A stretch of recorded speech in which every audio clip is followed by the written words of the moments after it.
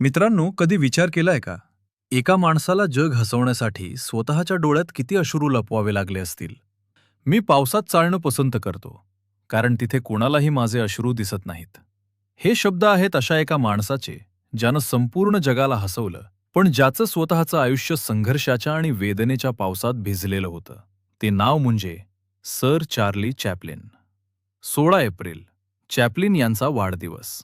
आजच्या युगात जिथे तंत्रज्ञान आणि संवादाची हजारो साधनं आहेत, तिथे एका माणसानं 100 वर्षापूर्वी एकही शब्द न बोलता केवळ आपल्या देहबोलीनं जगाला वेड लावलं होतं. चॅप्लिन म्हणजे केवळ एक नाव नसून ते अभिनयाचा एक पूर्ण इतिहास आहेत. लंडनच्या अत्यंत दरिद्री वस्तीत 1889 साली त्यांचा जन्म झाला. घरची परिस्थिती इतकी हलाखीची होती की वयाच्या 5व्या वर्षापासून त्यांना कामाला लागावं लागलं.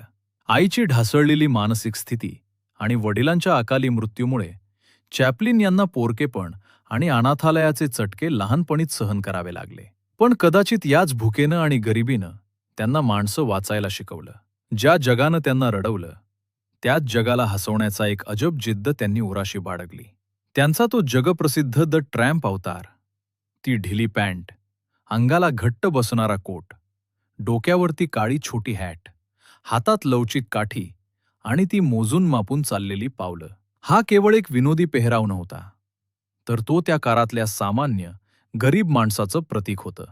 चॅप्लिन यांनी दाखवून दिलं की फाटके कपडे घालूनही माणूस सन्मानानं जगू शकतो आणि जगावर हसू शकतो. चॅप्लिन यांचं कर्तृत्व केवळ अभिनयापुरते मर्यादित नव्हते.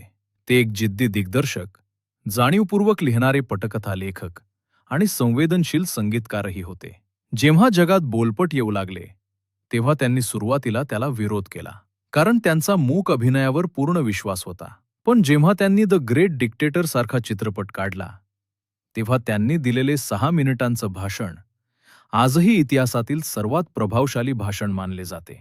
त्या भाषणातून त्यांनी हुकुमशाहीला फटकारले आणि माणुसकी हीच सर्वात मोठी गोष्ट असल्याचं जगाला पटवून दिले.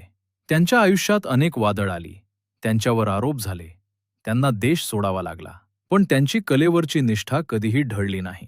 आयुष्याच्या शेवटच्या टप्प्यात जेव्हा त्यांना ऑस्कर पुरस्कारानं सन्मानित करण्यात आले, तेव्हा जगानं सलग 12 मिनिटं उभे राहून त्यांना मानवंदना दिली होती. तो सन्मान केवळ एका नटाचा नव्हता, तर त्यानं आयुष्यभर केलेल्या संघर्षाचा होता. चॅप्लिन नेहमी म्हणायचं, आयुष्य जर जवळून पाहिलं तर ती एक शोकांतिका वाटते, पण जर ते दुरून पाहिलं तर तो एक विनोद वाटतो. म्हणूनच कदाचित त्यांनी स्वतःची दुःख स्वतःच्या मनातच ठेवली आणि जगाला फक्त आनंदाची भेट दिली. आज 100 वर्षांनंतरही जेव्हा एखादं लहान मूल किंवा एखादा थकलेला माणूस चॅप्लिन यांना पडद्यावर पाहतो, तेव्हा त्याच्या चेहऱ्यावर स्मितहास्य उमटतं.